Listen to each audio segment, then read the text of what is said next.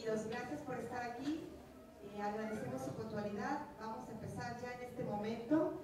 Y como coordinadora del Frente Nacional por la Familia, en este momento me permito presentarles a nuestro ponente. Él es Rodrigo Iván Cortés Jiménez, es presidente del Frente Nacional por la Familia en México. Es vicepresidente de la Political Network for Values, red global de líderes sociales y políticos a favor de la vida, la familia y las libertades fundamentales. Cofundador y coordinador internacional de la Red Parlamentaria por la Acción Ética Política. Cofundador y director del Instituto de Análisis de Políticas de Familia. Catedrático desde 1995 a la fecha del Instituto Pontificio Juan Pablo II para la Familia. Catedrático de Geopolítica y Globalización de la Universidad Anáhuac. Consejero nacional de Red Familia. Miembro de la International Catholic Legislators Network, con sede en Roma, Italia. Licenciado en Filosofía por la Universidad Panamericana, maestría en Administración Pública, Universidad Anáhuac, máster y doctorado en Gobierno y Cultura de las Organizaciones, Universidad de Navarra, en España. Especialidad en Políticas Públicas y Poder Legislativo, ITAM. Diplomado en Gobernabilidad por el Colmex, IPADE y CIDE, y en Relaciones Internacionales por la Universidad Cervantes de Chile. Complementó sus estudios en Western Institute, en la Universidad de Notre Dame en Estados Unidos, en Filosofía Política y Social en la Universidad de Oxford, en Inglaterra, de Seguridad Nacional e Inteligencia en la Defense University USA y el Galilee College de Israel. Ha sido representante popular local y federal, coautor de 8 libros sobre humanismo político y social, publicados en México, Argentina y Chile. Ha dado conferencias y compartido sus reflexiones en varios países y sedes, como la ONU, la OEA, en la Librería del Congreso y el Capitolio de Estados Unidos, el Parlamento chileno, el Parlamento peruano, el Parlamento europeo, el Congreso de Católicos y Vida Pública de España, así como en el World Congress of Families en USA. Con ustedes, Rodrigo Iván Cortés.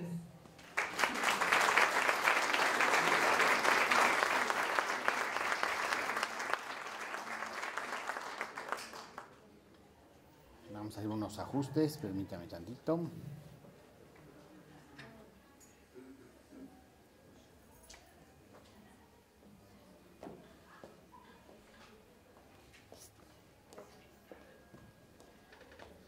Me da muchísimo gusto estar con ustedes para compartir algunas reflexiones.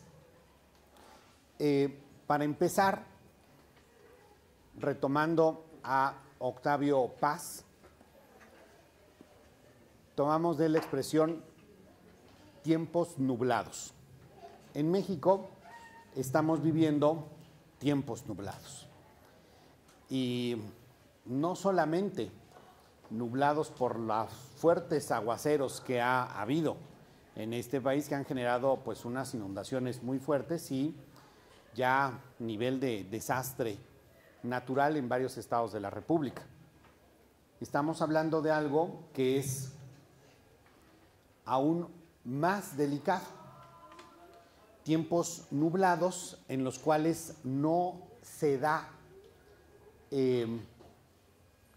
digamos, la mejor versión de la humanidad a nivel de políticas públicas, a nivel de leyes, a nivel de resoluciones judiciales, a nivel de muchas de las cosas que vemos en medios de comunicación.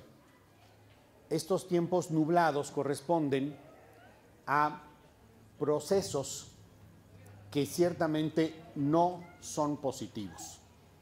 Estos procesos que están en la parte de arriba, superior derecha, ahí está, son los procesos de deconstrucción, reingeniería social, desvinculación y ruptura social.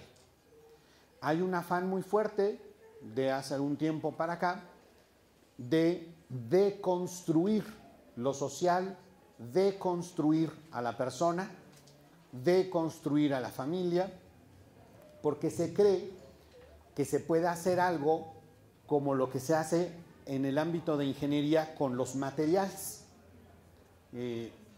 Tú puedes ubicar que hay objetos que son de materiales que tú puedes manipular.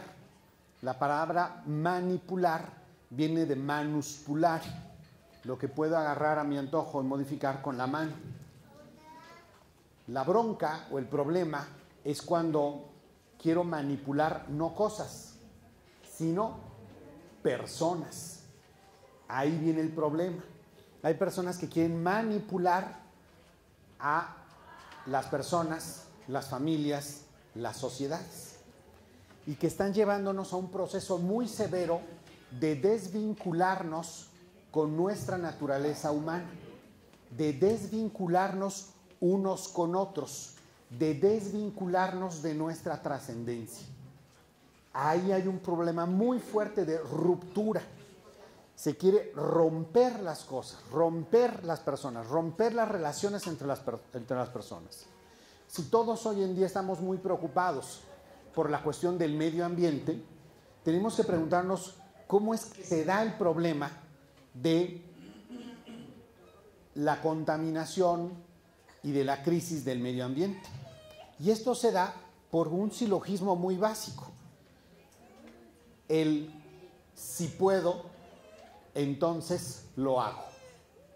Si puedo, con técnica, con poder, hacer algo, no me pregunto si debo o no hacerlo, sino que me lanzo directito porque puedo. ¡Pum! ¿Y qué es lo que pasa? Que cuando uno no toma en cuenta bien esto, se generan esquemas que afectan muchísimo el medio ambiente y terminamos viendo cosas pues terribles, ¿no? Cuando uno llega en avión a la Ciudad de México, uno de repente va viendo y dices, ¿qué pasó? Arriba de la Ciudad de México hay como una nata espantosa, así súper densa, ¿no? Y dices, ¡ay, me voy a meter ahí! Pues es resultado de no cuidar la naturaleza. Pero ojo, cuando nosotros cuidamos, por ejemplo, a las tortugas, en México es ilegal andar agarrando y usando huevos de tortugas. ¿Por qué? Porque es una especie que hay que cuidar y está penado, en código penal, ¿no? Y entonces se dan notas, pues a cada rato de, ay, cómo unos granujas fueron y agarraron, ¿no?, estos huevos de tortuga. Pero fíjense ustedes, si bien tenemos sensibilidad para eso, parece que muchas personas se han insensibilizado para cuidar la naturaleza más próxima que tiene el ser humano, su naturaleza. Y cuidamos mucho el hábitat de los animales, entre ellos los delfines, las tortugas. Pero fíjense ustedes que no cuidamos lo que es el hábitat del ser humano. Fíjense nada más. Podemos decir, no, que es terrible que nos vayamos y nos metamos en el hábitat de la tortuga y le agarremos el huevo. Pero de repente no nos metemos a reflexionar cuál es el hábitat del ser humano. ¿Y qué pasa con el ser humano cuando es más pequeño? Y entonces, no nos preguntamos si a nadie le genera ningún problema. No hay ninguna discusión ni ningún debate sobre la tortugueidad de los huevos de tortuga, ¿o sí? ¿Alguien tiene siquiera duda de qué hay adentro de los huevos de tortuga? Pues no, ¿verdad? A todos nos parece como muy lógico que adentro de un huevo de tortuga hay una tortuga y que lo que sale de los huevos de tortuga es una tortuga. Y fíjense, no hay, así como, no, o sea, no hay duda de eso, tampoco hay duda o debate de, ¿habrá sido una tortuga deseada o no deseada? O por otro lado, ¿en qué momento deviene en tortuga eso que está dentro de los huevos de tortuga? Pues por supuesto que no. La gente entiende perfectamente lo que es. Ah, pero si es un ser humano, entonces sí viene el debate. Ah, no. ¿Será humano o no?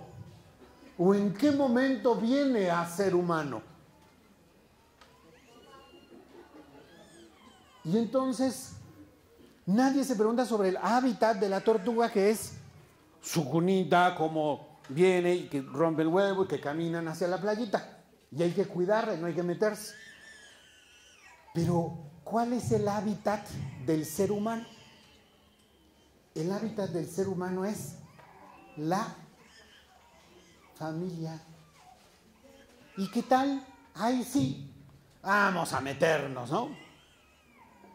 Entonces esos tiempos nublados están generando problemas fuertes. Por eso es tan importante la claridad. Y son tiempos en donde necesitamos claridad. Y para tener claridad necesitamos fundamentos fuertes, pilares claros para esto. Y es entonces que tenemos que ver cuáles son los pilares del bien común. Y son 3: vida, familia y libertades fundamentales. Vida. La vida humana, acorde a la ciencia y al sentido común, comienza sin lugar a dudas en la unión del gameto masculino con el gameto femenino. En ese preciso instante se da un ADN distinto al de los dos procreadores, nuevo, propio, que va a ser ese mismo a lo largo de absolutamente todo su ciclo vital. El ciclo vital, por lo tanto, tiene un comienzo, sin duda alguna, o sea, no hay duda. La ciencia es muy clarita. Y lo único que hace es proyectar ese ser a lo largo del tiempo. Y entonces, si uno aprecia la vida, tiene que apreciarla en todo su ciclo, no nada más en una parte, por si no, qué bonito. No, a mí me gusta que se cuide la vida de los 15 a los 18. Y lo demás no. No, espérate. La vida es todo su ciclo, desde el inicio hasta su fin natural. Y por lo tanto, la vida la tenemos que cuidar, velar, defender en todo su ciclo, pero especialmente en los momentos en donde es más vulnerable. Y en términos generales, aplicable a todos, es más vulnerable en su inicio y en su recta final. Por eso, lo que necesitamos hoy en día no es más muerte, es más vida. Y necesitamos cuidar y fomentar una auténtica cultura de la vida. Segundo, la familia. La familia nace, la familia es ese hábitat natural que nace de la naturaleza de los seres humanos. Y resulta que la naturaleza de los seres humanos es diferenciada. Es decir, cada ser humano viene con una diferenciación fundamental. O es XX o es XY. No hay de otra. O eres lo uno o eres lo otro. Porque es a partir de esa diferencia fundamental que se da algo que para nuestra especie es fundamental: la complementariedad entre hombre y mujer. Se complementan. Es como decía Roberto Carlos, el cantante con el cual mis padres me torturaban cuando era chiquito, y todos los trayectos íbamos escuchando y yo, ya, por favor, ya. Y cuando se usaban todos esos cassettes de, ¿no?, que se le metía el lápiz y se daba vuelta, algunos de ustedes ya no saben ni qué es eso, ¿verdad? No, ni idea. Entonces yo me acuerdo de una canción que era Cóncavos y Convexos. ¿Qué es eso de cóncavos y convexos? Pues no, cuando uno va creciendo, va entendiendo qué es eso. Y es la complementariedad. El hombre está hecho para la mujer y la mujer está hecho para el hombre. Y resulta que cuando le dan al asunto y hacen su tarea, pues ¿qué creen? Que viene un ser humano. ¿Y cómo se llama eso? Pues familia. ¿Y qué es la familia? La complementariedad hombre-mujer que viene a traer vida. ¿Y ustedes creen que sale la vida así nomás? ¿Y ya? Pues no. Resulta que ese chamaco, ese chilpayate, es una persona. Y que esa persona es sujeto de derechos. Y que los derechos fundamentales que tiene parten de que tiene derecho a un vínculo estable con no cualquier hombre, con su padre, no con cualquier mujer, con su madre. Y que resulta que esta formulita, hombre, mujer, chamacos, es la manera de relación que más bienestar le reporta a nivel mundial a menores y mayores de edad, medido exhaustivamente en todos los indicadores más relevantes con los que hoy en día se levantan datos: salud, educación, todo lo que quieran. Es importantísima la familia. ¿Por qué? Porque además de ser la manera natural como venimos a la existencia, nos cuidamos, constituye el vínculo entre las generaciones. La generación de los papás, que se solidarizan con la generación de los hijos. Y obvio, cuando pasa el tiempo y a los papás se nos empieza a ir poco a poco esa vitalidad y esa fuerza, ¿quién se va a solidarizar con nosotros? Los hijos. ¿Y ustedes creen que esto es algo irreemplazable? Es insustituible. Y resulta que esta solidaridad es a partir de la cual se puede dar cualquier otro tipo de solidaridad. Luego a los gobiernos se les olvida y creen que lo que hacen ellos puede sustituir cualquier cosa. Pues no. Es a partir de que existe esta que se da todo lo demás.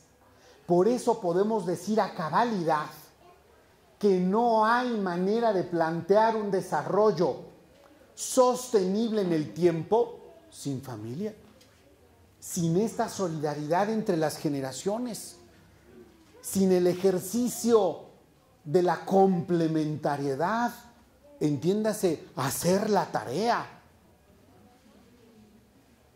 Y es importante entender esto porque lo que necesitamos para tener mejores políticas públicas, mejores leyes, mejores resoluciones judiciales, es tener una perspectiva que cuide lo que cuida mejor al ser humano y a su especie, que es la familia.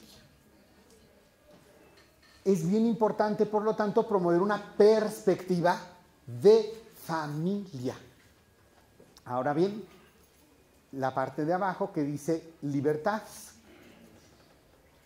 Si uno naturalmente está hecho para la complementariedad entre los sexos y de ahí surge la vida y se cuida y se lleva el ciclo vital en solidaridad, es bien importante ubicar otra nota característica que solo tiene el ser humano al tener las facultades superiores de inteligencia y de voluntad.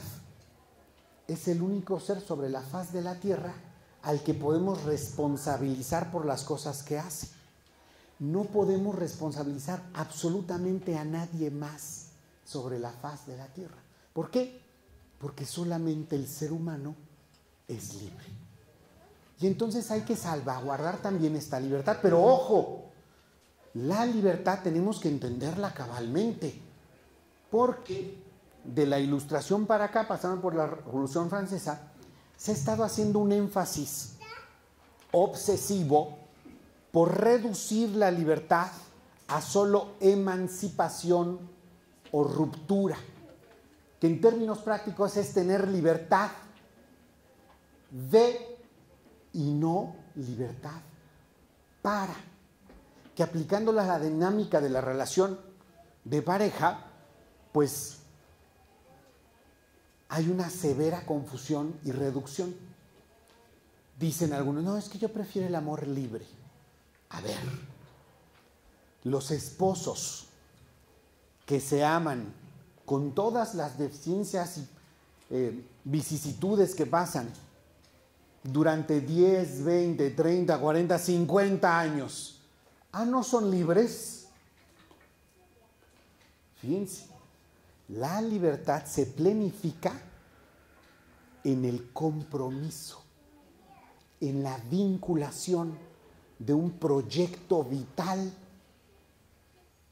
Porque querer decirle libertad solo no, es que libre quiere decir que cuando se me dé la gana dejo a este viejo o dejo a esta vieja.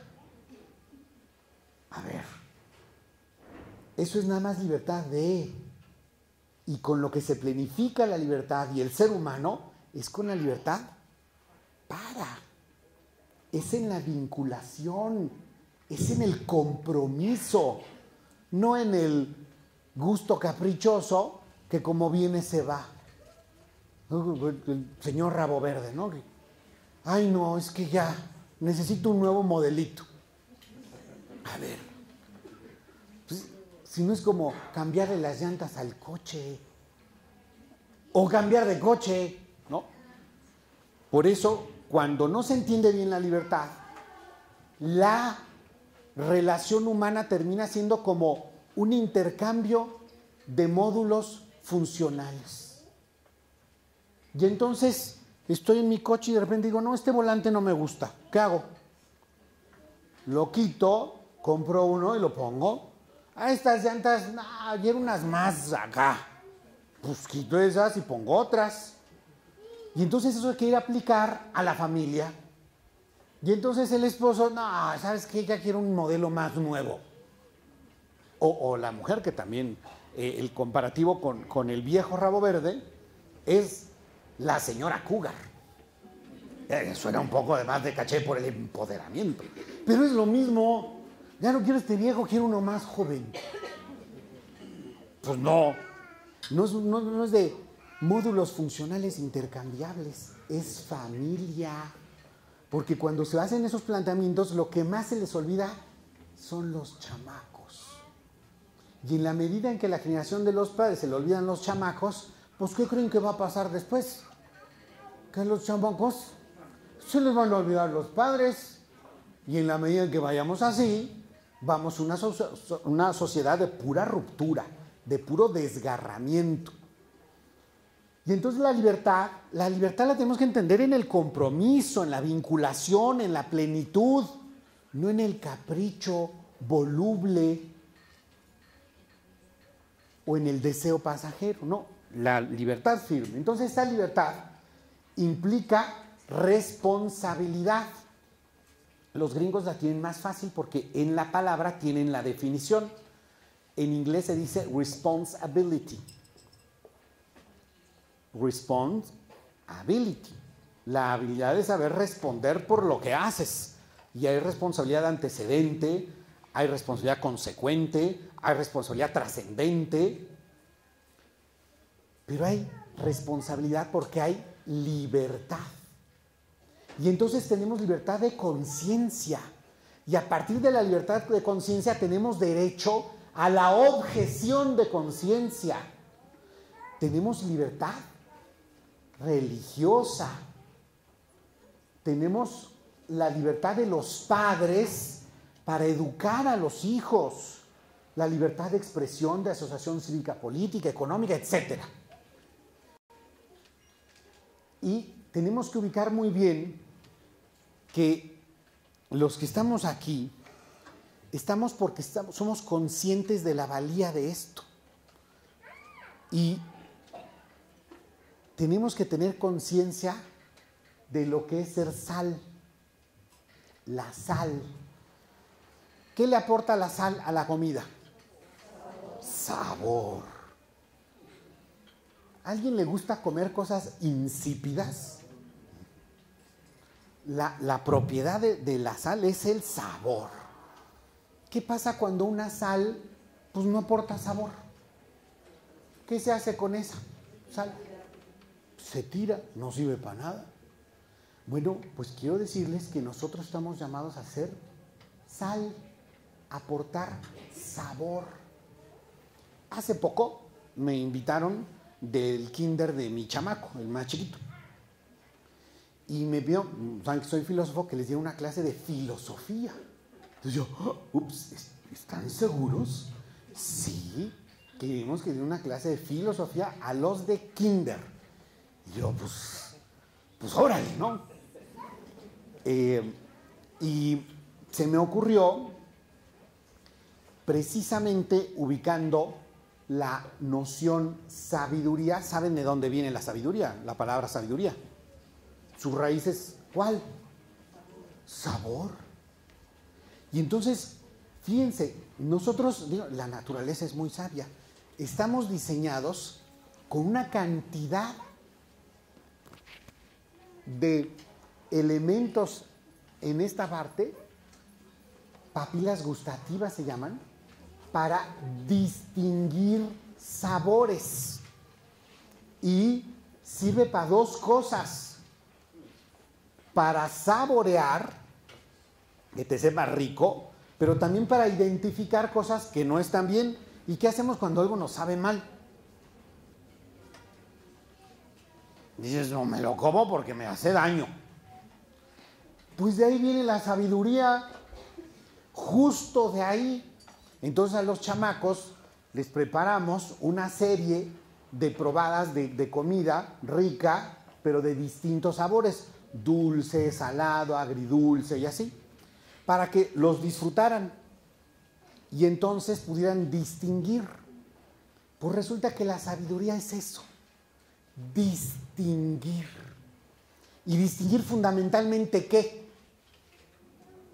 Lo bueno de lo malo. Esa es la sabiduría. Y para ser sabio, ojo, no se necesita tener mucha academia ni muchos doctorados. Se necesita tener criterio para saber distinguir lo que está bien de lo que está mal. Y precisamente en tiempos tan nublados como los de hoy en día, eso es lo que necesitamos. Gente sabia que sepa distinguir y no se deje llevar por otras cosas. Y le llame a las cosas por su nombre. Lo que está bien, está bien. Lo que está mal, está mal. Porque en esta época tenemos muchos pregoneros que dicen que lo bueno es malo y que lo malo es bueno. Y con esto generan unas confusiones tremendas que todos terminamos pagando los platos rotos. Pero sobre todo, cuando esto involucra a la autoridad. Cuando la autoridad no es sabia, los problemas se multiplican. ¿Qué pasa cuando un papá no es sabio y no tiene criterio y no distingue lo que está bien y lo que está mal? ¿Quién es el afectado? Además del papá. ¿Y qué pasa cuando una autoridad, es decir, poder legislativo, poder ejecutivo o poder judicial, no son sabios? ¿Quién paga los platos rotos? Toda la sociedad. Necesitamos sabiduría en acción. Por lo tanto, necesitamos gente con criterio y con carácter, que sepa distinguir y que actúe en consecuencia. Y necesitamos que lo hagamos en casa y en la plaza pública. Porque si nos quedamos calladitos,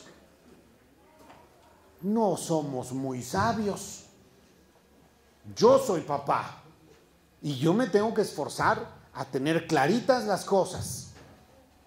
Y como papá, tengo que ayudar a mis hijos en su proceso de crecimiento y decirles las cosas, lo que está bien, lo que está mal, entusiasmarlos para hacer el bien y, oye, las cosas malas, pues no.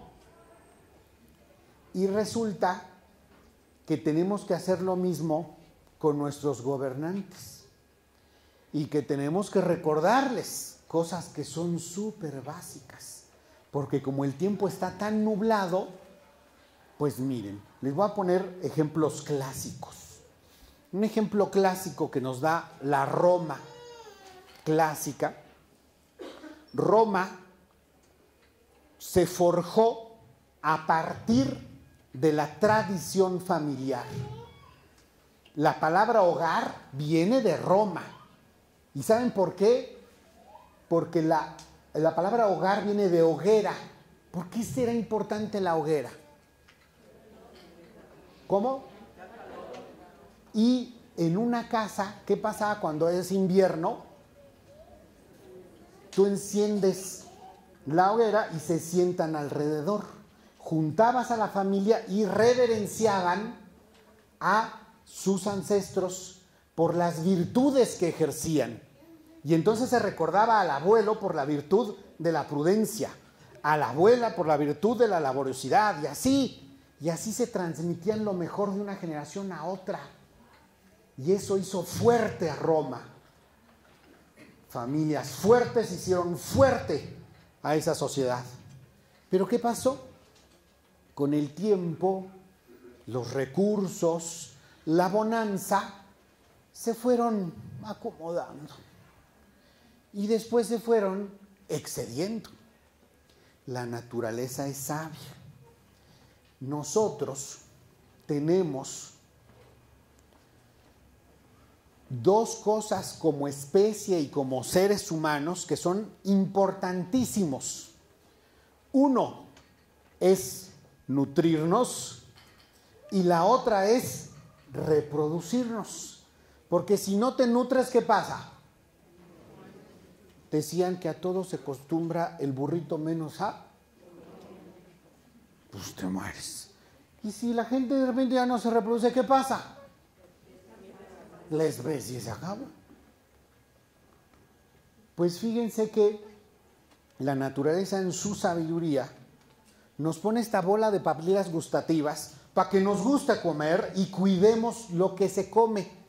Y entonces humanizamos la comida y hacemos de eso un proceso muy humano, pero también muy útil para nuestro ser y además muy rico.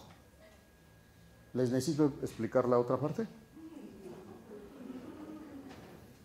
La otra parte, pues también te da gusto, ¿verdad?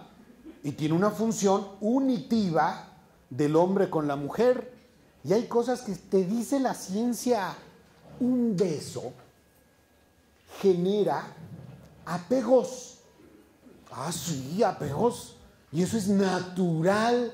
Y por eso no da lo mismo andar besando a uno y a otro que a otra. No, están diseñados para unir a dos. Y pues eso es tan importante para la especie, pues que da gusto hacerlo. ¿Qué pasa? Que si esto lo vives en familia, comes en familia, te reproduces en familia y cuidas esto, una buena sociedad. ¿Se acuerdan de la decadencia romana?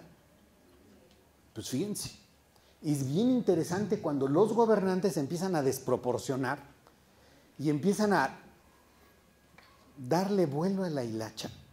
Empiezan a organizar dos cosas. Uno, las bacanales, y otra, las orgías, que duraban días y días. ¿Y cómo le haces? Porque como estamos diseñados, resulta que estamos diseñados de tal manera que comemos, nos sabe rico, entra por este canal que es el esófago, que es de entrada, se procesa aquí y después lo que ya no aprovechaste se desecha. Eso está bien, es natural. ¿Qué hacían en las bacanales? Querían desligar el placer del comer con la función nutritiva. Y entonces, ¿qué hacían? Innovaban tecnología. Y lo ponían muy bonito porque ponían unas canaletas recubiertas incluso de oro. ¿Y qué hacían? Tragaban y después agarraban el instrumento, plumita muy bonita, larga, hasta de colores. ¿Y qué hacían? Y va afuera. Obvio, eso genera consecuencias mortales y la gente se moría en las bacanales. ¿Necesito explicar la otra? Creo que no. Pero cuando rompes el placer de lo sexual con su función, que es unitiva, porque ojo, son dos funciones, es unitiva y es procreativa, porque lo que procreas no anda ahí solito. El ser humano es el ser animal más vulnerable de todos los mamíferos en su inicio de vida. ¿Le ha tocado a alguien de ustedes ver cómo nace un caballito o un burrito? A mí me impactó, porque bien cae, ¡pum! Paradita, sale el caballito, ¿no? Y no da ni se inmuta. Y de repente el caballito empieza así, y de repente, ¿qué creen? Ya está corriendo. No me pasó eso con ninguno de mis 4 chamacos. Con ninguno. Bueno. Entonces, sabiduría en acción. Lamentablemente, esa decadencia de los romanos no se quedó en Roma. Actualmente vemos decadencias de lo romano hoy en día. Y la gente que ubica que lo que debilita a la vida, lo que debilita a la familia, lo que debilita la libertad, es lo que hay que promover y es lo que hay que llamar que es bueno. Y lo que fortalezca la vida, lo que fortalezca la familia, lo que fortalezca la libertad, a eso hay que llamarle malo. Y entonces, ¿qué tenemos? Una confrontación de agendas que son globales. Ni crean que lo que pasa en México, en Veracruz, es un asunto solo de Veracruz. Ni crean que lo que pasa en Irlanda o en Argentina es un asunto solo de Irlanda o de Argentina. Lo que vemos son agendas globales, con broncas globales. Y lo que vemos es, por ejemplo, la agenda de la cultura de la muerte. Hoy tenemos clarísimamente grupos políticos que promueven no la vida en las naciones, promueven la muerte y la consideran como una solución a problemas. ¿Quieres acabar con la pobreza? Acaba con la gente. Y llámale a eso progresismo. ¿Quieres decir que hay problemas de inclusión o de discriminación? Acábate al matrimonio. Oye, si hay una gente molesta que dice que esto está mal, hay que acabar con ella. Ah, bueno, pues acabemos con la libertad religiosa. Y entonces tenemos una confrontación entre lo que es la agenda de la cultura de la muerte con lo que es la vida y el pilar vida. Tenemos el problema enorme de que lo políticamente correcto hoy en día es la ideología de género. Y entonces tenemos unas cosas medio curiosas. Yo estudié en España, en Barcelona, en la Abad Oliva, en la Complutense de Madrid y en Navarra, en la Universidad de Navarra en Pamplona. Y me di cuenta de algunas dinámicas al paso del tiempo pues muy curiosas. Fíjense ustedes, de repente uno ve una noticia. Hay una mujer que insiste que es la hija de Picasso. Y ella está cierta de que es la hija de Picasso. Y obvio, si es la hija de Picasso, pues ¿qué le corresponde? La de Puebla, dice, ¿no? Pues cáiganse con las propiedades y eso, pues si soy la hija. Y empieza a hacer la bronca y un juzgado, hasta que un juez dice, a ver, ya estoy harto. ¿Qué pasa con esta señora que dice? A ver, háganle un examen de ADN y entonces sabemos si eso no es. Pues le hacen el examen de ADN y ¿qué creen? Pues no era. ¿Y entonces qué pasa jurídicamente? ¿Cuánto le dan de la herencia de Picasso? Pues nada. ¿Eso es injusto? Pero fíjense cómo cambian las cosas. Al paso del tiempo, resulta que hay una confusión enorme porque resulta que una persona siendo hombre y se le ocurre un día que no, soy una mujer atrapada en un cuerpo de hombre. Y dice, y además me tienen que llamar como mujer porque si no los tienen que sancionar. Bueno, en Estados Unidos se da en Canadá se da el caso del señor Stephen Nee. El señor Stephen Nee, de 44 años, con 6 hijos y esposa, 4 hijos y esposa, un día se le ocurre decir, no soy hombre, soy mujer. Los hijos, la mamá así como diría mi hijo chiquito, poemas. Y entonces como el gobierno de Canadá está súper, es que esto es la moda y esto está súper bien y hay que promoverlo, ¿no? Sí, hay que cambiarle sus papeles, no importa que abandone esposa, abandone 4 hijos porque es mujer. Y de repente dice, no nada más soy mujer, sino que además soy niña. Entonces ya no tiene 44, sino que tiene 8 añitos. Claro, si es niña, pues hay que volver a cambiar todos los papeles y tal, y hay que cambiar la normatividad pues desde la adopción. Y entonces, órale, a buscarle una familia. Y como no falta el roto para el descosido, pues que le ponen una. Y ya esto ya era reality show allá, ya era una cosa, ¿no? Así ya. Pues que llegan a la casa y le ponen ahí. Resulta que esa familia tenía una niña de a de veras. Que de a de veras tenía 7 años. Y entonces tú le dices de repente que en tu cuarto se va a meter tu hermanita. Y le ponen al señor Stephen Nee así ya así. Y le dice, ¿qué pasó, hermanita? La pobre niña así, empieza no a llorar, a berrear.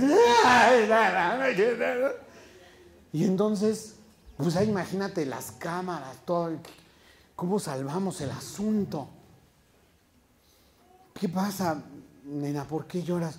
Es que yo quería una hermanita, más chiquita. Respuesta rápida, ágil del señor Stephanie. Asunto arreglado. Ya no tengo 8 años. Ahora tengo 6. ¿Ustedes creen que así se arreglan las cosas? Es que la ideología de género quiere hacer que la mentira se patentice, se normalice y se imponga. Fíjense ustedes, ¿qué harían si de repente llega una hija suya, chiquita, toda enjuta, con ya la piel se le está pegando los huesos, ya una cosa así, y llega con ustedes y dice, papá, soy un hipopótamo? Y tú ves a la chica y dices, ay, mi amor. O sea, ¿ustedes qué le dirían?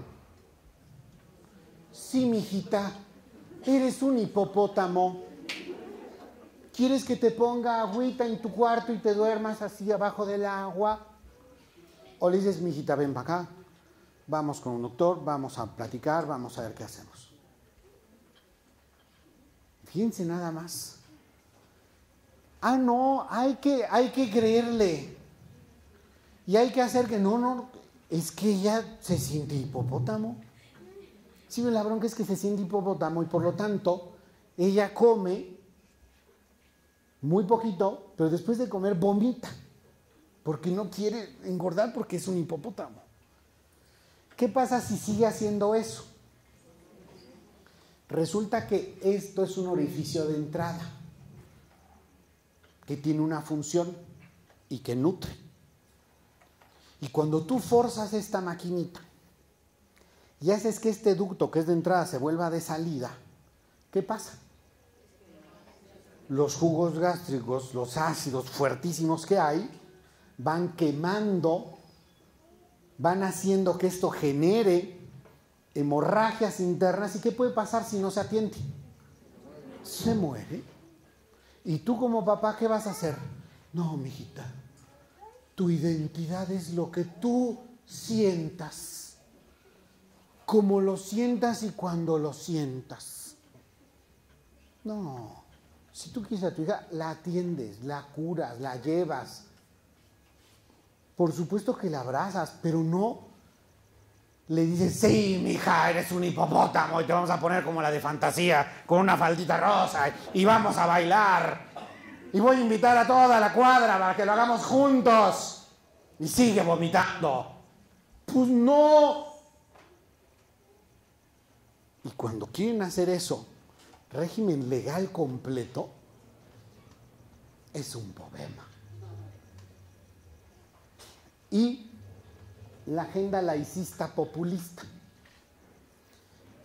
En América Latina, los fenómenos populistas de aquellos caudillos o líderes que creen que ellos son la salvación de su pueblo, no políticas específicas, no. Ellos, en lo personal, suelen darse muchísimos excesos. Pero tenemos otra en América Latina, los gobiernos laicistas. Los gobiernos laicistas tienen un chip adentro en donde dice, la religión es mala, la religión es mala, la religión es mala. Y entonces agarran un cachito de poder o un cachote y se dedican a darle una tunda a los que creen y a reducir, porque es malo, ¿no? Todo lo que digan es malo, entonces hay que reducirlos lo más posible. Cuando la dimensión religiosa del ser humano puede ser bien llevada y aporta a lo social. Y entonces hay proyectos políticos que son antinatalistas, generistas y esta combinación de populismo con laicismo. Y entonces les pongo un caso, Irlanda. En Irlanda, de un tiempo para acá, bueno, Irlanda se ubicaba como un país muy, muy fuerte para estos temas de familia, de vida, de libertad religiosa. Pero de repente hubo unas campañas muy consistentes para andar promueve y promueve y promueve, primero, el matrimonio igualitario. Entonces, al señor que ven aquí en medio, si quieres, pícale aquí, solténlo. Él, ella o ello es el speaker de la campaña para cambiar la Constitución y hacer del matrimonio un asunto insustancial, es decir, que no tenga sustancia. Para decirlo en términos de helados, que sea tutti frutti, cualquier cosa.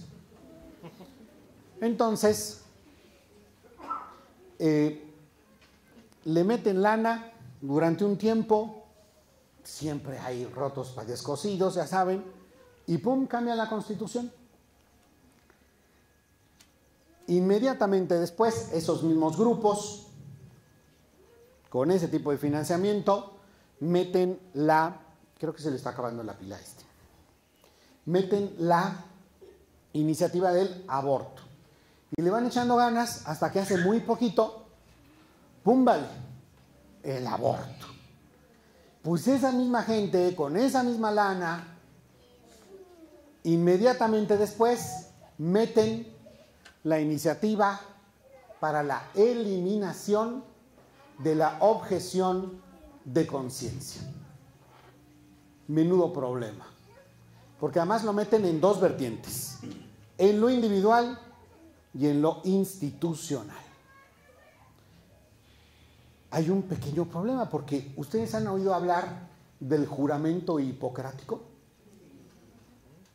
El juramento hipocrático, que es de 500 años antes de Cristo, dice con mucho sentido común que si uno quiere profesar la medicina, es decir, tener la profesión de ser médico, uno tiene que jurar el promover la salud del paciente, no su daño. Y por lo tanto, se compromete a no dañar a los pacientes, a no amputar un miembro sano, y explícitamente dice a no abortar. ¿Por qué? Porque lo que tienes de enfrente pues es un paciente. Si es un ser humano, pues es un paciente.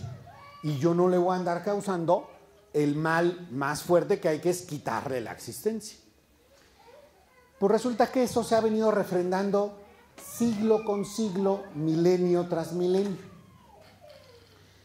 Pues resulta que ahora hay que quitar eso, porque es viejo, es anticuado. ¿Cómo un médico va a andar comprometiéndose con la salud del paciente? ¿Cómo creen? ¿Cómo creen ustedes que un médico tiene que andar comprometiéndose a no amputar un miembro sano de un pobre paciente? ¿Cómo creen ustedes que tiene que andar comprometiéndose con salvaguardar la vida del paciente si la tecnología te da para matarlo? Y entonces, ¿qué pasa? Que promueven esto en un país en donde hay médicos que, como parte de su convicción ética natural y como parte de su visión religiosa cristiana, coinciden estas dos cosas en refrendar un multisecular juramento hipocrático. Pero si tú haces un juramento hipocrático, a la hora que te digan haz un aborto, ¿qué quiere decir el aborto? Matar a un ser humano en su primera etapa, y tú dices no. Pues lo que quieren es obligar a todos a que lo tengan que hacer, porque si no te corren y te quitan la licencia de médico. Checan la imposición, el tratar de someter, de meterse hasta allá. Y además quieren hacer esto a nivel institucional. Que no pueda haber ninguna institución que quiera sostener el juramento hipocrático. Ninguna. Y entonces todos los hospitales católicos o cristianos de Irlanda tengan que andar haciendo abortos a fuerzas, porque si no les quitan el hospital. ¿Se fijan lo rudo que es esto? Pues bueno, si ya pudieron con el matrimonio igualitario, ya pudieron con el aborto, pues ¿cuál de los pilares les falta amolar? El de libertad. Ya me fregué familia, ya me fregué vida, ¿cuál me falta? Fregarme la libertad. Y ahí van, ahí van. Y muchas personas, faltas de sabiduría, pues se lo tragan. Es que es progreso. Esta agenda, de manera ostentosa, la llevó a cabo una organización que se llama Open Society. La Open Society le metió millones de euros para promover campañas aire, campañas de lobby, para hacer que eso terminara siendo aprobado en las leyes de ese país. El dueño de la Open Society es un señor que se llama George Soros. Pasamos al otro. España. En España, que pues ahí he vivido y tengo buenos amigos ahí en la política, pasó algo bien curioso. Miren ustedes, se da la transmutación del Partido Popular en su némesis. El Partido Popular se supone que estaba, entre otras cosas, a favor de la vida, la familia y las libertades. Pero resulta que al pasar del tiempo se volvió exactamente lo contrario y empezó a ser un gran promotor del antinatalismo, del generismo y hasta del estatismo más burdo. Terminó echándole competencias al partido más radicalote que es Podemos. Varios de mis amigos tenían que estar pagando multas adentro del partido por votar a favor de los temas de vida y no de las terribles iniciativas que tenían ellos. Se volteó completamente. Uno de los episodios de esto fue cuando Rajoy se rajó. En campaña el PP, en una elección pasada, dijo que iban a favor de la vida, entonces que iban a remontar la cuestión del aborto. Bueno, pues así van de legisladores, varios amigos míos, llegan al poder y empiezan a trabajar en lo que habían prometido. Pues resulta que cuando quieren ya implementarlo, ya meter la iniciativa, resulta que Rajoy dice, no vamos a hacer eso. Oye, pero lo pusimos en la plataforma, lo dijimos en la campaña, tú lo dijiste. No, pues no hacemos nada. A mí me tocó ser speaker en el Congreso Mundial de Católicos y Vida Pública exactamente el día en que el ministro de Justicia de Rajoy renuncia al partido y al gobierno. El ministro de Justicia fue el responsable de armar la iniciativa pues, para promover la vida, y cuando Rajoy le dice que no y le da las peores razones, pues dice, pues yo aquí ya no tengo nada que ver. Un muy buen amigo mío, don Jaime Mayor Oreja, que fue un gran ministro del Interior con Aznar, iba de candidato en primer lugar de la lista del PP de España a ser europarlamentario. Él ya era el speaker de la bancada popular europea. O sea, era una cosa muy fuerte. Y Rajoy le dice, va a ser número uno, tal. Es como de los últimos reductos de autoridad moral que tenía el PP. ¿Qué hizo este señorón? Pues muchas gracias, señor Rajoy, pero yo entré a un partido en donde se defendía la vida, la familia, las libertades. Él dio la batalla, incluso arriesgando su vida varias veces,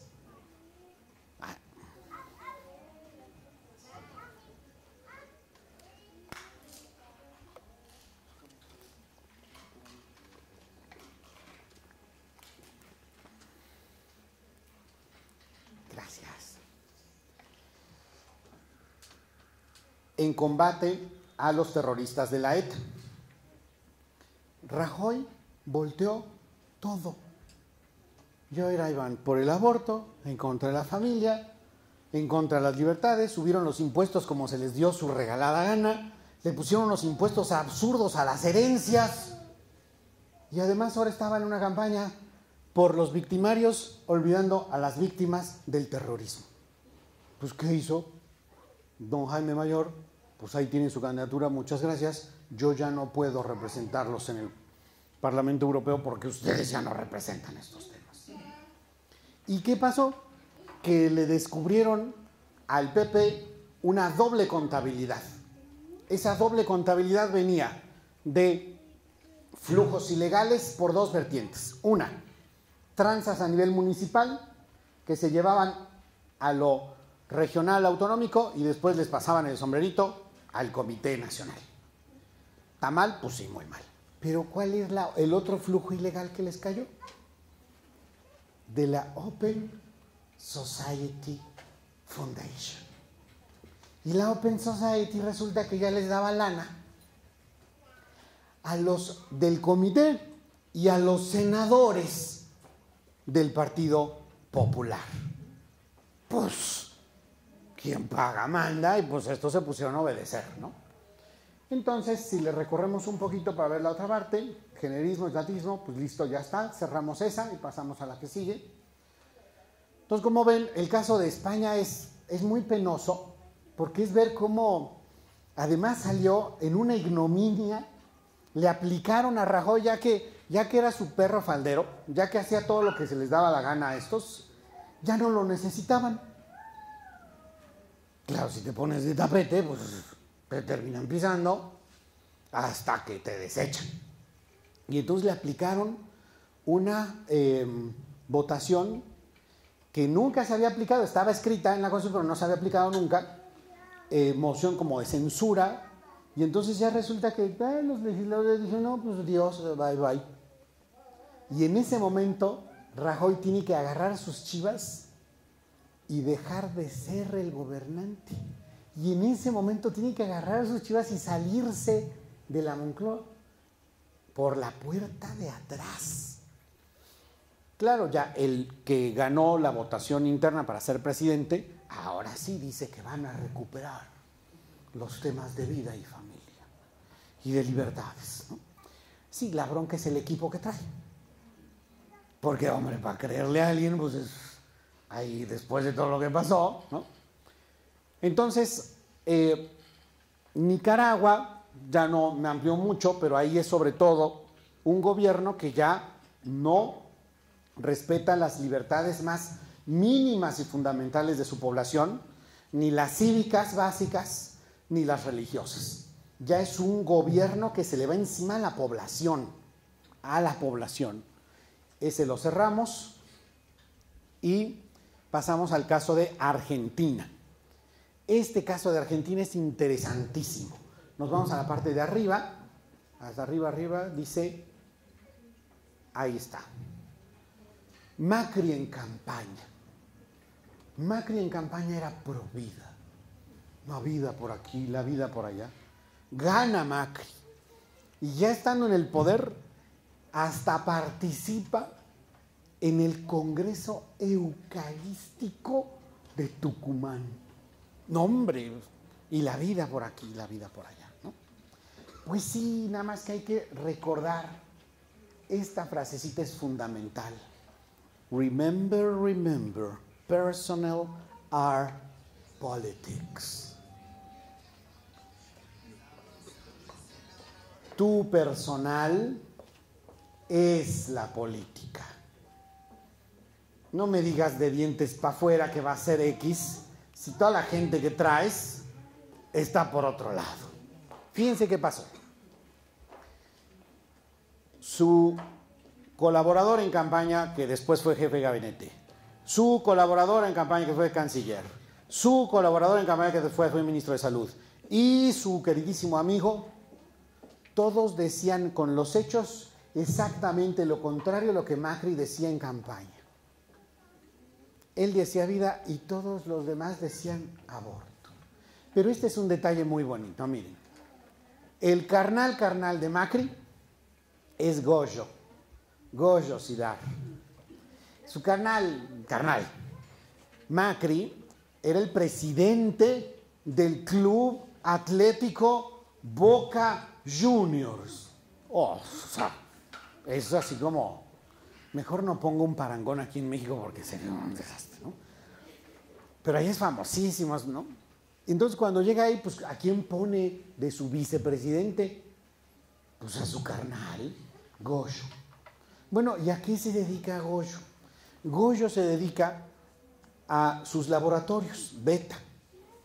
Y para que vean que sí es carnal, cuando Macri estaba de jefe de gobierno de Buenos Aires y su carnal Goyo con sus laboratorios estaban violando quién sabe cuántas leyes de protección civil y tuvieron un incendio y afectó a otros y le fueron a cerrar el changarro, pues ¿qué creen que le dijo Goyo al inspector este?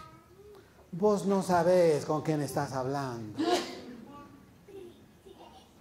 ¿Querés que le hable a mi amigo?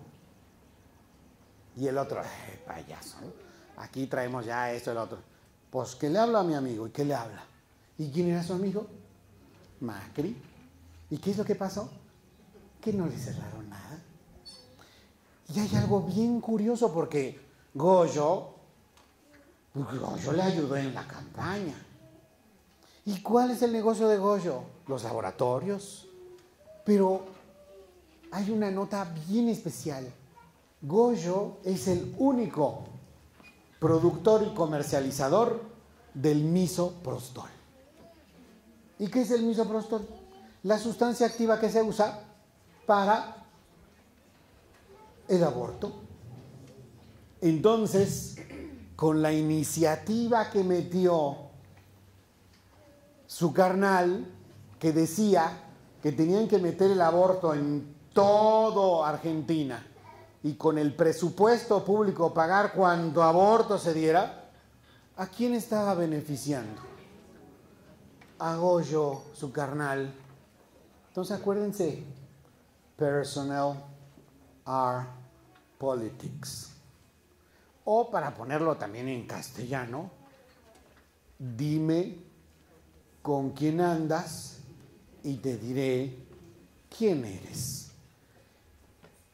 Si nos bajamos un poco para abajo, el rol que tuvieron estas organizaciones, empezando por Naciones Unidas, siguiendo por la International Planned Parenthood Federation, el Fondo Monetario Internacional, el Banco Mundial, Human Rights Watch y Amnistía Internacional, todas estas instancias, unas intergubernamentales como la OEA y otras transnacionales como la International Planned Parenthood Federation, le metieron lana constante y sonante a todos esos grupos que promovían que el aborto era una cosa ya, tenemos que hacerlo. Fíjense, obviamente pues Macri pues pone al secretario de Salud o ministro de Salud, el señor Rubinstein. El señor Rubinstein apenas llega al puesto y dice: hay cientos de miles de mujeres muertas por aborto. Y ya cuando iba pasando el tiempo, pues viene haciéndose comparecencias en el Congreso. Y resulta que en el Congreso, pues tú ya tienes que sacar pues, más papelitos y como que ir respaldando. Y entonces fue bajándole de cientos de miles a miles, después le bajó a cientos y después tuvo que aceptar que eran 31 casos puntuales. Y obviamente con eso ya no se sostenía la cuestión de una alerta nacional de salud pública, porque resulta que en cantidades son miles las mujeres que se mueren por otras cosas. Y si tú no estás poniendo la atención, el presupuesto a todas esas, es que no te interesan las mujeres. Lo que te interesa es el negocio del aborto. Y esto es negocio. Es negocio porque además la renta, la utilidad que le sacan es bestial. Y miren, yo no tengo bronca con el libre mercado. Tengo bronca con la libre empresa. Creo que no se puede totalizar la sociedad en el mercado.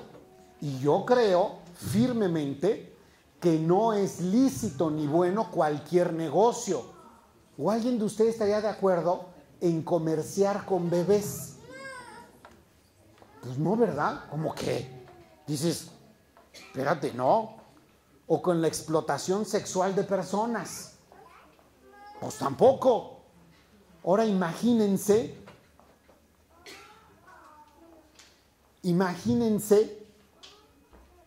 que haces tu negocio matando personas.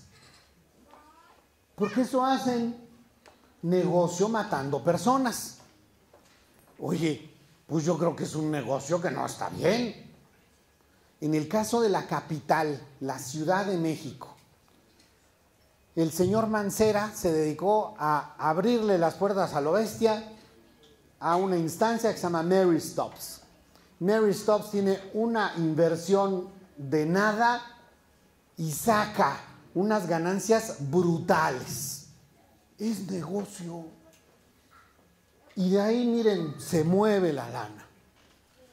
Pero está mal hacer negocio con eso. Cerramos Argentina y necesitamos movernos a factores clave. ¿Ya checaron cuál es el modelito? Instancias intergubernamentales tipo ONU, tipo OEA, tipo CEPAL o G20. Instancias transnacionales, como cuáles: Open Society, de manera muy clarita, Amnistía Internacional y la International Planned Parenthood Federation. ONGs financiadas, hombre, podemos ver varias. Y ahí vemos que hay algunas organizaciones que son financiadas en México, en Argentina, en Chile, en Paraguay, y se llaman igualito. Y además tienen el descaro de decir que son católicas por el derecho a decidir. Es puritito engaño. Es mentira, ramplona y rapaz. No tienen ni siquiera la interesa de dar la cara por lo que son y dar o tratar de dar razones por ello. Ah, no, yo me pongo así como, ah, no, yo soy católica. Ajá. Como si las católicas fueran católicas desde el inicio, ¿no? Las que crearon esto en Nueva York. Es una chulada. Cuando ustedes ven las publicaciones de Católicas por el Derecho a Decir, que nacieron en Estados Unidos, y ven sus primeros números, te dicen clarísimamente que no son católicas, que lo que quieren es, como una barrera a sus objetivos, es la Iglesia Católica, pues lo que quieren hacer es hacerse pasar por ahí para minar desde dentro. Y eso me parece que en términos de debate público es de quinta. Y si están dispuestos a hacer eso, te están diciendo, pues, qué tipo de planteamientos traen. Think tanks, que pues no son tan tanques de pensamiento, sino que es más bien como tuerzo las cosas para presentar como algo atractivo o urgente lo que yo digo. Políticos de laicismo agresivo, medios de comunicación y sobre todo, narrativas de nuevos derechos y por lo tanto, nuevos servicios sexuales y reproductivos. Porque a esto hay que llamarle como si fuera algo bueno. ¿Y qué mejor que llamarle derechos? Yo tengo el derecho de cargarme a mi hijo que traigo en el vientre. Sí, hay que llamarle derecho. Eliminar a una persona así, ¡pum! Para que después, pues los hijos puedan decir, oye, yo tengo el derecho a cargarme a mis padres. ¿Por qué no? Total, si todos somos módulos funcionales, intercambiables, entonces habrá que buscar un modelo, una nueva frasita para, en vez de decir viejo rabo verde, hay que llamarle Casanova Maduro. No sé. gigoló veterano empoderado. ¿Cuáles son los objetivos reales? Los objetivos reales es la cultura de la muerte, que es anticoncepciones, aborto, eutanasia, y la ideología de género, metida en la educación, cambio de sexo, matrimonio igualitario. Pero resulta que llegó la ola celeste que pudo parar eso en Argentina, cuando pues, la gente, ejerciendo un poco de sabiduría, se pone en acción, invita a otros y se manifiestan y tratan de hacer un poquito real eso que llaman democracia, porque la democracia se supone que es representación, que normalmente no representa nada, porque normalmente los ciudadanos no ejercen de ciudadanos. Y en México tenemos un déficit enorme de ciudadanía. Nos tragamos todo. Oye, que te van a meter más impuestos. Oye, que te suben la gasolina. Venga. Oye, que te hacen esto. Y así no hacemos nada. Pues claro, ya es bullying. Ya es una cosa de... Y entonces en México, si desplegamos lo de México, nos vamos aquí está agendas, porque lo que pasó en la elección, pues es de llamar la atención. Mientras teníamos un candidato con 18 años en campaña, con un discurso o narrativa consistente, pegándole a otros que le llamaban mafia en el poder, PRIAN, y que además le daban motivos casi a diario para reforzar su argumento, resulta que del otro lado tenemos a una persona que yo conozco, un tipo con experiencia, sabe, pero en su vida había sido candidato a nada. Y además lo suben a un carrito que es el del PRI. Si algo puedes odiar en esta vida por todo lo que ha pasado, y más la historia reciente, pues es el PRI. Pues, ¿qué tanta ilusión iba a generar esta persona? Pues solamente a los que admiraran de manera fuerte a ciertas caricaturas de los años 80. Leo, no, algo así. Pero fuera de eso, pues qué entusiasmo, ¿no? Y por el otro pones al joven maravilla. Hombre, tienes al curtidote ahí que está con 18 años y le pones a uno que nunca ha ganado una elección, que viene pues de ser rockstar de muy poquito para acá, y que además se pone a hacer unas alianzas absolutamente innecesarias, más bien perjudiciales, con quienes representan exactamente lo contrario a lo que se supone que tú representabas. PRD. Tú llevas 18 años diciendo PRD es lo peor. ¿Y quién era su candidato? Andrés Manuel. ¿Quién era su presidente? Andrés Manuel. ¿Quién era su jefe de gobierno? Andrés Manuel. Ah, no, ahora ya es bueno. Es que ya el PRD sin Andrés Manuel ya es bueno. Pues no, siguen representando lo mismo. La misma agenda que han llevado en la Ciudad de México. Y de repente tú le dices, ah, no, es que tienes que votar por la Barrales. La Barrales en la Ciudad de México. Hazme el favor.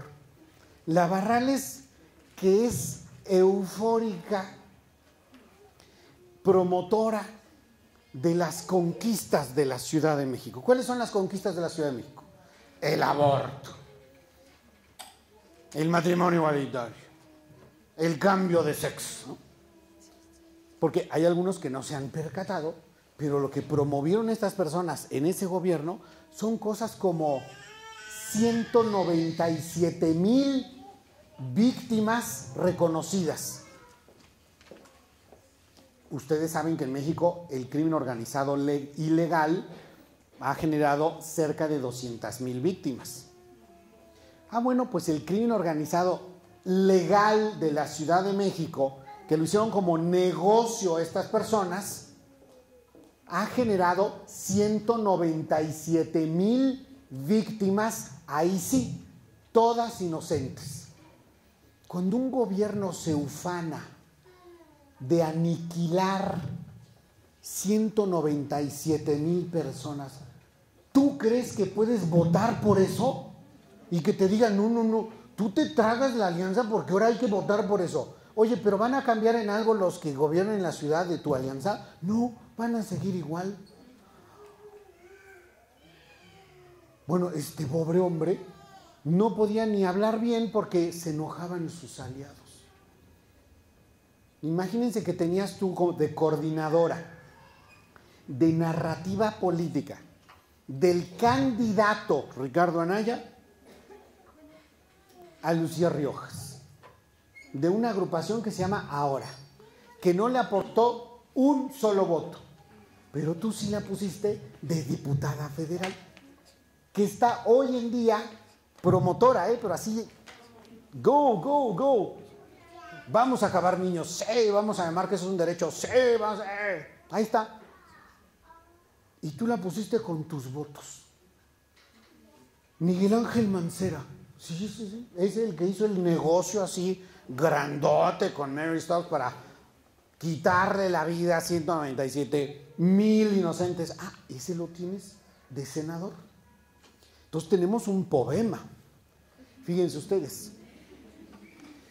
Obviamente arrasa el otro, porque ¿qué te vendía López Obrador? El coraje. Conmigo te desquitas de estos. ¿Cuántos mexicanos estaban ya hartos? Muchos. Y como supo dibujar muy bien el contrario PRIAN, pues los puso igual, los redujo igual. Estamos enojados contra los dos. Vamos a cambiarle, ahora voy yo. Pues arrasa. Ahorita Morena tiene 252 diputados. Eso quiere decir que tiene la mayoría absoluta, porque hay tres tipos de mayoría: mayoría relativa, mayoría absoluta y mayoría calificada. Morena solito, con sus directos diputados, tiene la mayoría absoluta. Por supuesto que rebasó la relativa. Y le faltan unos pocos para hacer la mayoría calificada. ¿Quién le puede dar la mayoría calificada? Pues ahí está la cosa. Se lo puede dar el PRD. Se lo puede dar Movimiento Ciudadano. Se lo pueden dar los poquitos que tiene Ahora. Se lo pueden dar, sí. Entonces hay que checar muy bien las agendas, porque en una de esas, no me voy a meter a lo que son los 12 puntos de AMLO, que él mismo dijo con su boquita, ¿no? Y que tienen que ver con una narrativa de cuarta transformación y que tienen que ver con un postulado de república austera, ¿no? O austeridad republicana. No me voy a meter. Hay cosas que se podrían decir de ahí que más bien no nos hablan de austeridad o anticorrupción, sino que nos hablan más bien de cómo concentrar y verticalizar más el poder. De eso sí nos hablan más. Y de ponerle chicote a todos los gobernadores y poner desde el gobierno, dependiendo de Los Pinos, una organización distrital. ¿Para qué quieres una organización distrital desde Los Pinos? Pues para las elecciones. Pues tiene 252, pues dice, oye, ya para 500 a la próxima. Entonces, fíjense, las agendas son importantes porque están los 12 puntos de AMLO, no hay ahí aborto, no hay ahí eutanasia, ni matrimonio igualitario, ni drogas. Pero si tú le picas acá, tenemos que hay una persona dentro de su equipo que trae una narrativa muy bonita, muy interesante. Dice, yo quiero democratizar la familia. Ese es el nombre bonito para decir aborto, eutanasia, matrimonio igualitario y drogas. ¿Pero qué necesita este país? ¿Necesitas más muerte o más vida? ¿Necesitas debilitar más la familia o fortalecer la familia? ¿Necesitamos más adicciones o más prevención? Pues resulta que la señora Olga Sánchez Cordero, senadora de la República y próxima a partir del 1 de diciembre, secretaria de Gobernación, está en la agenda de la cultura de la muerte, de la ideología de género, en contra de las libertades fundamentales y a favor de las drogas. ¿Por qué no? Casi no le faltó nada. O sea, pero si le ponemos un mote bonito, le llamamos a esto democratización de la familia. Gigoló empoderado, ¿no? Cougar. Entonces, esta mujer lo trae pero clarito. Fíjense ustedes, ¿cuál es la bronca?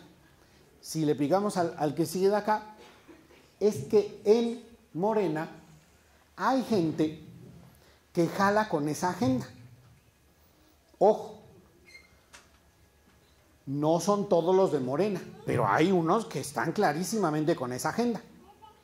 Matrimonio igualitario, despenalización del aborto, adopción igualitaria.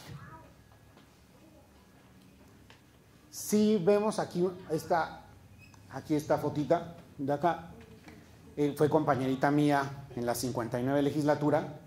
Bueno, esta señora trae una bronca con el mundo, con el matrimonio, con la familia, con la vida. Está enojadísima. Es una señora muy, muy enojada, ¿no? Y ella va por el aborto, pero duro. Y pues resulta que es senadora, ¿no? Pero fíjense,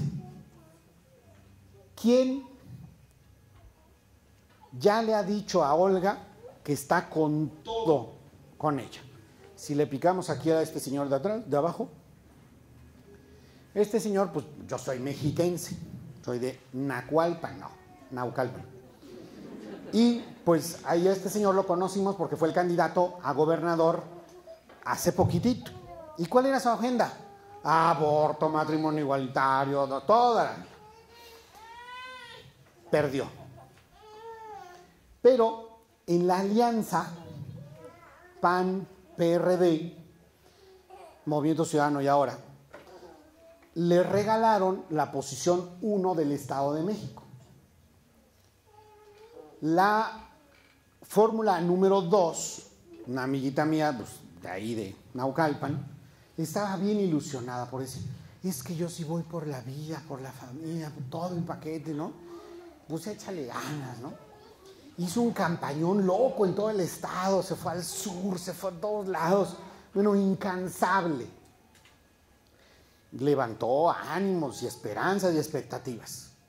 Sí, nada más que si uno sabe un poquito de política, uno tiene que checar a quién puso la alianza en 1 y a quién en 2. Y a quien puso en 1 no fue a mi amiguita, sino a este. Este señor en campaña hizo esto, miren. Y ya que se aburrió de esto, hacía esto. No movió un dedo. Y resulta que con el 64% de los votos del PAN, este señor llega a senador. Y llegando a senador dice, yo no voy a hacer oposición a ultranza. Y hablo a nombre de todos mis compañeritos. Vamos con la agenda de Olga Sánchez Cordero. Sí, señor. Si le cierras este y le pones el otro, ya lo dijo, van con Olga, ¿no? Si nos ponemos a ver qué dijo Movimiento Ciudadano, ya le dijeron, vamos con la agenda. Si nos vamos a ver qué dijo los del movimiento ahora, pues si ya lo habían dicho en campaña, lo van a seguir diciendo y ya lo dijeron. Vamos con Olga Sánchez Cordero. ¿Qué va a decir Mancera? Si Mancera fue el que la puso como constituyente de la Ciudad de México, pues ya están. todos sus liderazgos ya están diciendo, vamos con Olga Sánchez Cordero. Entonces tenemos un problema, o varios. Olga Sánchez Cordero, que si nos vamos al de acá abajo, y más abajo, bueno, esta es la que les decía yo, de Lucía Riojas, la que pusieron de diputada por parte del PAN, y que toda la campaña se la pasó promoviendo el aborto, toda. Y esta mujer, toda la campaña fue su imagen, toda. Y era la coordinadora de narrativa política de Ricardo Anaya. Pero bueno, esta mujer obviamente ya dijo que van con todo con Olga Sánchez Cordero. Pero si le pegamos a este de acá, a este mero, ¿qué tenemos ahí? Monreal, que es el líder en el Senado de Morena, ya le dijo a Olga Sánchez Cordero, esa es tu agenda, no es la de López, no es la de Morena. Y ya, por lo menos, ahí hay un pequeño distanciamiento. ¿Cuál es el reto doble que tenemos? Miren, Olga Sánchez Cordero ya hizo alianza con PRD, Movimiento Ciudadano, ahora y otros chiquitos, para hacer la presión y convencer a Morena de que la agenda suya sea la agenda de todo Morena. Y si eso es así, ya tienen la mayoría absoluta, les falta la cualificada, esta mujer ya se los da. En un mes nos cambian la Constitución y tendríamos aborto, matrimonio igualitario, eutanasia y drogas en toda la nación. Pero, ¿cuál es el punto? Que hasta el momento eso sigue siendo la agenda de Olga Sánchez Cordero. Y que López Obrador en campaña dijo formalmente que estos temas no iban derechito al Congreso, sino que tenían que irse a consulta pública. López Obrador nos dijo a todos los mexicanos que él no va a robar, no va a mentir y no va a traicionar al pueblo. Pues, ¿qué le vamos a exigir a López Obrador? Todos los que podamos, 1, hacer jornadas de oración el día 4 de octubre y 2, salir a la calle y manifestarnos en toda la República. Vamos a decirle a López que cumpla con su palabra, que no traicione al pueblo y que no mienta. ¿Y eso qué quiere decir? Que si se les ocurre tratar de meter estos temas, tengan que ir a consulta pública y no al legislativo. Eso es lo que queremos. Porque queremos gritarle a López para que escuche que este país no necesita más muerte, necesita más vida. Este país no necesita debilitar aún más la familia, necesita fortalecerla. No necesitamos más drogas, necesitamos más prevención.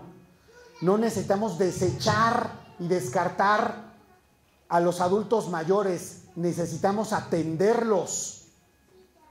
Lo que necesitamos es vida, familia, libertades, prevención. Eso es lo que le queremos decir al señor López, para que cuando tome posesión el 1 de diciembre ya sepa lo que él dice respetar tanto, que es el pueblo. Pues nosotros somos pueblo, pero el pueblo no se le escucha si no habla. ¿Y qué queremos? Hablar. Y entonces queremos mandarle ese mensaje, y por eso queremos invitarlos. Queremos decirles que sean sabios, sabios en acción, que sean sal y que le pongan sabor. Porque si no, si vamos a hacer una bola de insípidos, pues no nos vamos a tener que sorprender si en los próximos 6 años nos pasan por encima y nos hacen así. Yo prefiero morirme en la raya, luchar, hablar, ejercer ciudadanía y ciudadanía de familia. Y por eso los invitamos a que le echen muchísimas ganas y acá con el liderazgo del Frente Nacional por la Familia, así como estamos en Puebla, estamos en toda la República, en solidaridad también con Veracruz, que para eso tuvimos una reunión y apoyamos a Veracruz, porque Veracruz lo quiere entronar a la mala. Ahí tienen una constitución que en su artículo 4 defiende la vida. Y el Poder Ejecutivo Federal actual, el Poder Judicial actual, quieren violentar la soberanía de Veracruz. Y nosotros no nos queremos dejar. Y por eso también el 20 de octubre vamos a alzar la voz por aquellos que no tienen voz en Veracruz y en todo México. Muchas gracias.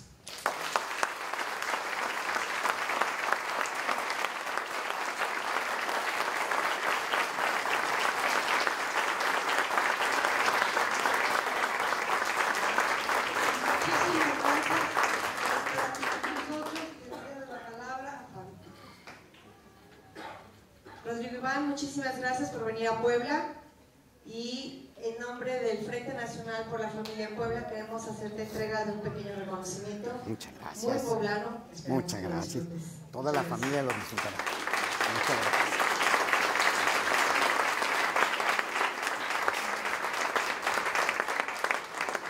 Muchísimas gracias por estar con ustedes. Les voy a ceder la palabra a Maru. Hola, muy buenas noches. Muchas gracias a todos por acompañarnos. Como ustedes saben, el Frente Nacional por la Familia tiene 2 años ya levantando la voz, 2 años trabajando arduamente con ustedes, con instituciones educativas, en su momento de campañas con los candidatos a puestos de elección popular para hacer llegar nuestro mensaje para quienes gobiernen, nos gobiernen bien. Es un honor para mí presentarles de manera formal, para quienes no han leído el comunicado, pues presentarles de manera formal a Fabi Tepox, que es quien a partir de este momento y desde hace un mes me sucede en el cargo de la coordinación estatal del Frente Nacional por la Familia. En estos momentos, pues bueno, ella es quien ha llevado la batuta ya de los trabajos del Frente, quien lo hará a partir de este momento, a quien le debemos la presencia de Rodrigo y el haber convocado a esta excelente conferencia y pues bueno, sabiendo que Dios pone en nuestro camino a los mejores liderazgos y que de Él viene toda autoridad, pues bueno, con mucho orgullo y con mucho gusto cedo la batuta a Fabi en frente de todos ustedes, sabiendo que bueno, seguimos nuestro camino, caminando juntas por un México mejor. Fabi, muchísimas felicidades.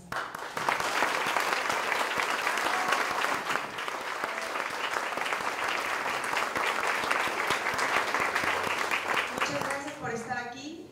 Gracias, Maru, porque realmente ya fue mi teacher. Gracias, Eder, que de hecho Eder continúa conmigo acompañándome en la Secretaría Ejecutiva. A todos los miembros del comité, muchísimas gracias, amigos, mi familia que anda por ahí también, la gente que ha estado conmigo, muchísimas gracias. Vamos a seguir trabajando. El panorama que nos da Rodrigo podría ser un panorama fuerte y que nos dejara con un sentimiento de ahora qué, ¿no? Desgraciadamente ya no acabó, porque normalmente Rodrigo termina siempre dándonos un mensaje de mucha esperanza. Entonces, rápidamente decirles, esta plática, esta conferencia magistral nos lleva a decir qué voy a hacer. No me puedo quedar ahí sentado nada más viendo cómo pasan estas cosas y cómo ellos sí actúan. Entonces, por nuestros hijos, nuestras familias, nuestros abuelos, por nuestro México y la educación y los puntos que Rodrigo claramente nos ha explicado el día de hoy, es que se les invita a estar activos. ¿De qué forma? Como ya dijo, 4 de octubre, todo mundo a unirse a la campaña de oración nacional. No importa tu credo, queremos que te unas. Segunda acción concreta, 20 de octubre, 10 de la mañana, tenemos una cita en El Gallito para salir en una marcha para decirle a López que él prometió y que nos tiene que cumplir. Y que vamos a estar vigilando que cumpla lo que nos prometió. Y que los mexicanos tenemos valores y principios y tenemos líneas de vida que queremos que lleguen a ser verdaderamente las que dirijan al país. Concretamente son 3 puntos: la defensa de la vida en Veracruz, porque en este momento el Congreso tiene una situación están viendo de un amparo. Si ese amparo hace que caiga la legislatura en Veracruz, en efecto dominó las 17 legislaciones que en la República Mexicana protegen la vida, van a caer una a una. Tenemos que salir a decirles no, esto no es lo que quiere México. Segundo punto, es directamente esto: no a la agenda Sánchez Cordero, porque no son los puntos que Andrés Manuel dijo en su campaña. Y tercero, queremos que se respete el derecho de los padres a decidir cómo educan a sus hijos. Es muy importante. Entonces, teniendo en cuenta esto, los invitamos 10 de la mañana, 20 de octubre. Y después de ahí vamos a caminar hacia el Zócalo, donde tendremos una concentración. Y con esto les pido 2 cosas. Primero, si hay asociaciones, grupos juveniles, grupos religiosos, todas las personas que están organizadas, por favor regístrense, porque vamos a tener una presencia en stands de todos los movimientos, para que toda la gente que participa en esa marcha pueda sumarse de acuerdo a su propio perfil, a su propio gusto, a estas organizaciones que ustedes puedan tener. Y también les pido, por favor, las personas que deseen sumarse al Frente Nacional por la Familia, tenemos muchas actividades y necesitamos muchas manos. Que también, por favor, en la mesa de registro dejen su teléfono para que los podamos incluir en el chat. Y de acuerdo a sus tiempos, sus posibilidades y sus gustos y sus preferencias, puedan estar participando con nosotros. Necesitamos muchas manos. Inviten amigos, familiares, vecinos y principalmente queremos a los jóvenes. Si los jóvenes hoy no se nos activan, ¿qué sociedad nos espera?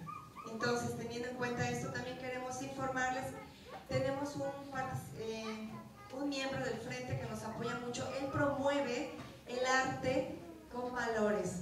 Se llama Fomarte, es la compañía de teatro. Vamos a tener una presentación de una obra de teatro el día 6 de octubre. Va a ser en el Teatro Melpomene, que está en la 17 Sur por la colonia Volcanes, y va a ser a las 5:30 de la tarde. Fomarte. Es sobre la pornografía, se llama Tentaciones Inofensivas, ¿de acuerdo? Y agradecemos muchísimo a la Escuela de Enfermería Emanuel habernos prestado las instituciones. Gracias al equipo, un fuerte aplauso para todos y los esperamos.